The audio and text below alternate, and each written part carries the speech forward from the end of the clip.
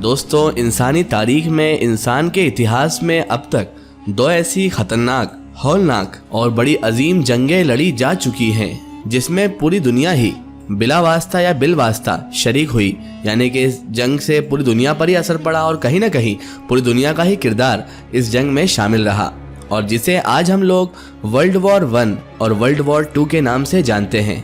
और इसे पहली और दूसरी आलमी जंग के नाम से भी जाना जाता है। और दोस्तों, ये दोनों ही अजीम जंगें इतनी खतरनाक और इतनी हौलनाक थी कि इन जंगों ने न सिर्फ करोड़ों इंसानों की जानें निगल ली, बल्कि हमेशा के लिए इस जंगों ने दुनिया को बदल कर भी रख दिया और दुनिया में सोच बदल कर रख दी। और ये दोनों ही जंगें अजीम यूरोपीय कुव्वत के माबैन ही लड़ी गई, यानी यूरोप कंट्रीज के बीच में ही ये जंगें लड़ी गई हैं,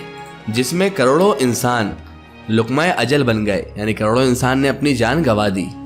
अगर हम दोस्तों बात करें पहले वर्ल्ड वॉर की, यानी पहली आलमी जंग की, तो वो 1914 से 1918 के दरमियान हुई थी। 1914 से शुरू हुई और 1918 पे ये जंग का इख्तिताम हुआ।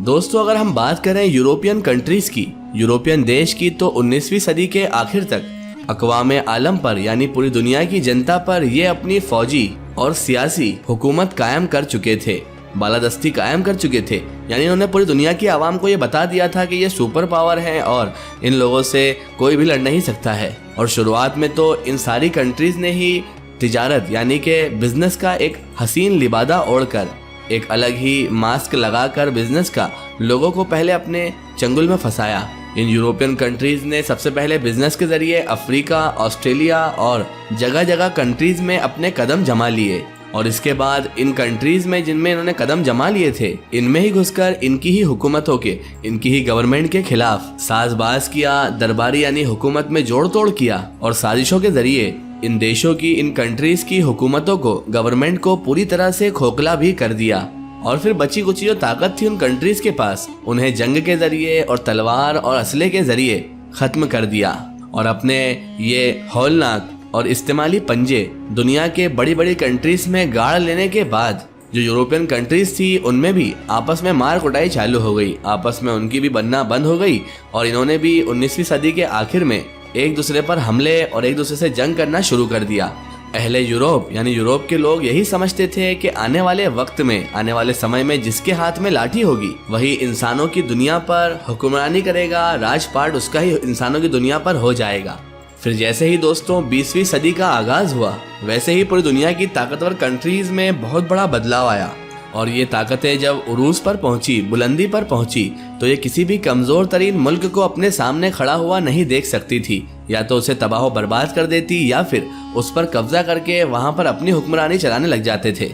और दूसरी जानिब दोस्तों, 19वीं सदी के आगाज में कमजोर कुव्वतें सदी भर की इन काविशों के बाद, तकलीफ दुख झेलने के बाद, अब सर उठाकर बड़ी ताकतों की ही तरह पूरी दुनिया की आवाम के सामने, लोगों के सामने अपनी बालादस्ती मनवाने के लिए पर तोड़ रही थी। यानी ये ताकतें भी अब उभर रही थी अपने अपने रूल्स, अपने अपने कायदे कानून बनाने के लिए, और दुनिया में एक अलग पहचान बनाने के लिए इन कमजोर मुल्कों ने भी एक यूनिटी इख्तियार कर ली थी। और तारीख आलम, यानी कि दुनिया का इतिहास एक नए मोड़ पर खड़ा हुआ था, जहां पर गुज़िश्ता सदी के, यानी बीते हुए कल के ताकतवर देश, ताकतवर कंट्रीज ये साबित करने में एड़ी चोटी का जोर लगा रहे थे कि वो जिंदा ताकतों में से हैं और उनके जैसी ताकत इस दुनिया में अब कोई भी नहीं है। और इस तरह से सदी का आगाज ही खतरों और हौलनाक जंगों से घिरा हुआ था। एक तरफ जर्मन लोग इसे जर्मन की सदी करार दे चुके थे, यानी उनका मानना यह था कि जर्मन की ही सदी आ गई है, तो दूसरी तरफ इटली और तुर्की की अजीमुशान सल्तनतें रूबा जवाल थी, यानी खत्म होने की कगार पर ही थी, अपने एंडिंग टाइम में चल रही थी।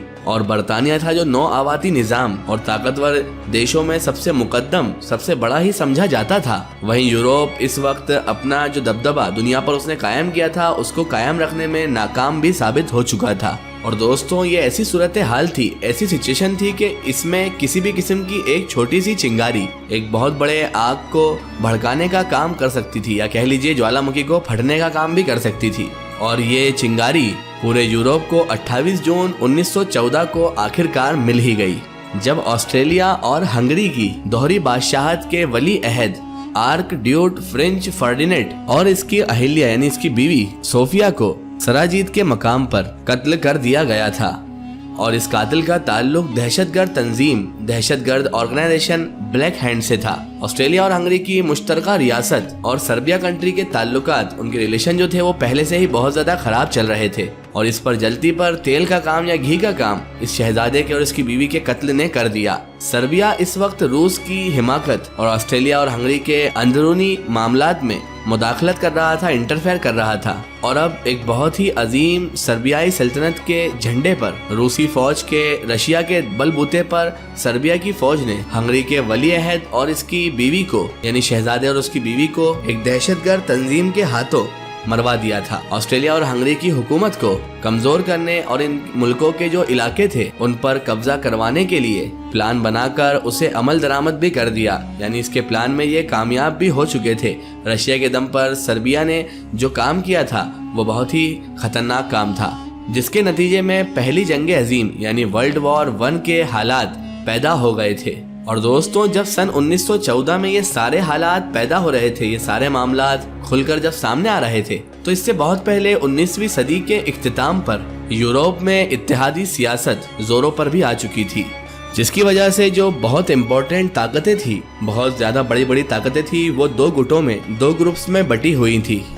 एक ग्रुप इनमें जो था वो बरतानिया, फ्रांस और रशिया जैसे बहुत ही खतरनाक देश पर बना हुआ था, जबकि दूसरे इसके बिल्कुल उल्टा ग्रुप जो था वो जर्मनी, ऑस्ट्रिया, हंगरी और तुर्क सल्तनते उस्मानिया थे। सर्बिया और रूस के दरमियान सिपाही मुआहदे यानी सिपाही एग्रीमेंट के तहत सर्बिया पर किसी भी मुल्क के हमले की दशा में रूस यानी रशिया इसकी हर मुमकिन मदद करने का पाबंद था। यानी इस एग्रीमेंट में हुआ यही था कि अगर सर्बिया पर कोई देश हमला करेगा तो रशिया इसकी भरपूर मदद करेगा और इसे उस हमले से भी बचाएगा और इसके साथ मिलकर उस देश पर कार्रवाई भी करवाएगा। इसकी एक और कड़ी बरतानिया, रूस और फ्रांस का मुआहदा भी था, जो कि मुआहदा सलासा के नाम से जाना जाता है। और उस एग्रीमेंट के तहत ही इनमें से किसी भी देश पर हमले की सिचुएशन में दीगर ममालिक जो थे, जो अदर कंट्रीज थी, वो इसके मदद के भरपूर पाबंद थे। इन बड़े बड़े देशों के जोग्राफिया से मुतालिक जो छोटी छोटी कंट्रीज थी, वो भी जंग के शोलों से, इस जंग की आग से महफूज नहीं रह पाए थे और इस जंग ने उनको भी अपने अंदर लपेट लिया था। और कुछ देश तो ऐसे थे जिनकी जोग्राफिया अहमियत ही इन्हें इस जंग में घसीट कर खुद ब खुद ही ले आई, जबकि कुछ कंट्रीज ऐसी थी जिन्होंने अपने अपने झगड़े जो पहले से चले आ रहे थे उसमें इनका उल्लू सीधा करते हुए इस जंग को और भड़काने का काम किया। जर्मनी एक ताकतवर देश होने के बावजूद, एक ताकतवर हरीफ होने के बावजूद, इत्तेहादी ममालिक यानी जो यूनिटी वाली कंट्रीज थी उनके लिए एक बहुत ही बड़ा शिकार था और एक बहुत ही कठिन शिकार भी था। जबकि इसके मुकाबले में ऑस्ट्रिया और हंगरी एक कमजोर हुकूमत और सल्तनत होने के साथ साथ कई कौम वालों का मुल्क था, यानी अलग अलग कास्ट, अलग अलग कौम वाले लोग उसमें रहते थे, जिसमें मुख्तलिफ यानी अलग अलग रंगों और नस्लों के लोग आबाद थे, जो पहले से ही आपस में मार कुटाई करते रहते थे। और इस तरह दोस्तों पहली जंग अजीम का मंजर पेश आया था, जो पूरी दुनिया की तारीख में एक हौलनाक जंग के नाम से जानी जाती है। फिलहाल आज की हमारी वीडियो में बस इतना ही। अगर ये वीडियो आपको पसंद आई है तो इसे ज़्यादा से ज़्यादा शेयर कीजिए और इसे अपने फ्रेंड सर्कल, अपने रिश्तेदारों तक जरूर पहुंचाएं। इसी तरह की इन्फॉर्मेटिव और हिस्टोरिकल वीडियो के लिए हमारे चैनल को सब्सक्राइब कीजिए और पास में दिए गए घंटी के आइकन को जरूर दबाएं, ताकि हमारी आने वाली हर नई वीडियो की नोटिफिकेशन आप तक पहुँचती रहे।